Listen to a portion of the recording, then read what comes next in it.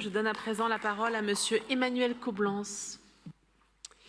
Merci Madame la maire, mes chers collègues.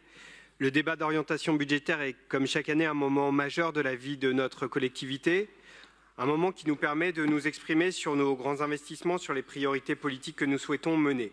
Et c'est aussi dans ce débat que le législateur a voulu que soit présenté un rapport sur la situation en matière d'égalité entre les femmes et les hommes en application de la Charte européenne pour l'égalité des femmes et des hommes dans la vie locale.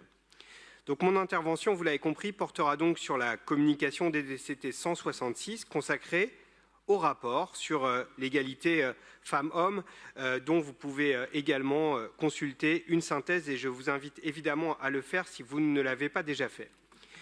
Ce rapport qui nous est présenté va au-delà du simple tableau comptable de l'action de la ville comme employeur. Il aborde le fond de l'action de notre collectivité auprès du public parisien, usagers comme usagères des services de la ville, citoyens et citoyennes faisant partie intégrante de la vie de notre capitale.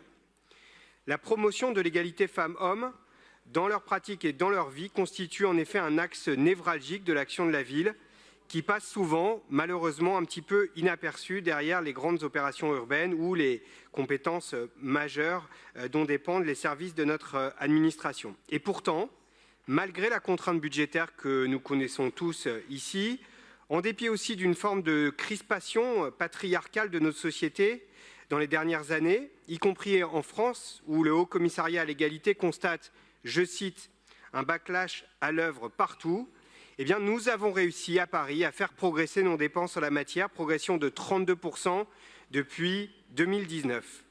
Et les actions mises en œuvre au titre de cet investissement sont loin d'être symboliques. Financer des actions contre les violences faites aux femmes, mais aussi en matière de sortie de la prostitution, d'éducation à l'égalité, d'accès aux droits des femmes, d'emploi, d'insertion, d'aménagement de l'espace public pour le rendre réellement égalitaire. Partout dans nos arrondissements, nous connaissons les associations et services qui mènent ces actions.